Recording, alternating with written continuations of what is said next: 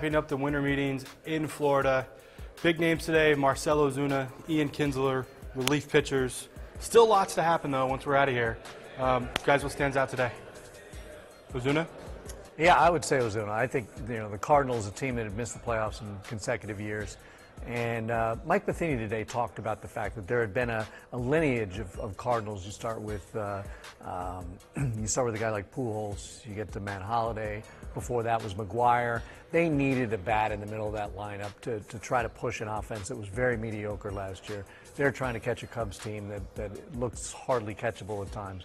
And I think that's sort of the critical thing. And then further, of course, breaking down of the Marlins, the piece-by-piece dismantling of a second-place team that clearly management has decided is not any better than that. And Christian Yelich is next. And, the reports vacillated throughout the days. First, Christian Yelich is going somewhere, then a couple people from the Marlins clap back saying, no, he's not going anywhere. And then Mike Hill, the general manager, admitted, well, maybe we could be convinced. And of course they're going to be. Because one, Christian Yelich has no desire to be there. Right. And I don't blame him for that because he signed a 7-year deal with the thought that the Marlins were going to be contenders. Team friendly. Yeah, very team friendly. And they're not going to be contenders. And another team looking for the playoffs next year, Angels. We got Ohtani. Lots of talk today about Ian Kinsler. And you know what? Kinsler's a guy who makes a ton of sense for them. They've been looking for a second baseman. And the second base market is actually pretty full at this point. But Kinsler's a guy coming off a bad year. He's going to be in his age 36 season this year. The big question for him is, can he regain the form from 2 years ago when he had arguably the best season of his career? He still hit for home runs last year. I think he had 22. But the OPS went down significantly. Not nearly as good on defense as he once was. And the question is he going to be that guy at the top of the lineup in front of Mike Trout who can really set the plate for him?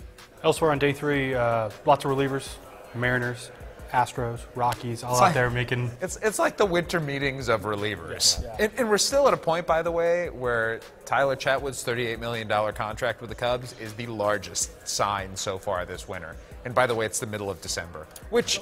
And I know every year it feels like the winter meetings are kind of slow, but big signings of the day: Jake McGee, Juan Nicasio, Joe Smith. And Joe Smith, to me, his name personifies this winter meetings kind of plain. I had GM today say that the relief market is beauty in the eye of the beholder. He said, I've looked at these contracts and looked at these players and said to myself, well, this guy's okay. I certainly wouldn't pay him that much.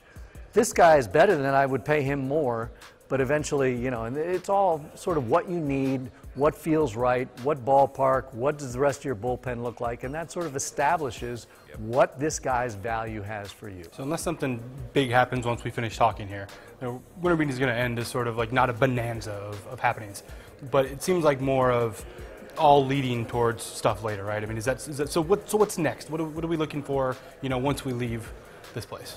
I wonder when Scott Boris's clients are going to start to sign, because he's got Eric Hosmer, and he's got Jake Arrieta, and he's got J.D. Martinez, and he's got Mike Moustakas. Those are 4 of the biggest names. I mean, he is controlling the market right now, and he is not someone who's afraid to take a player into January and go and say to teams, you want to win a World Series?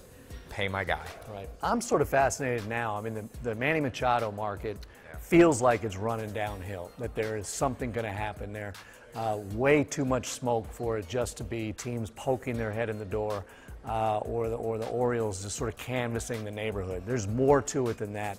I think we're going to see a Machado deal, and I think we're going to see a window granted to see if a team can maybe work out an extension for him. And that is going to be fascinating if that happens, because Manny Machado is one of 2 guys, along with Bryce Harper, who can completely reset the free agent market for the next decade.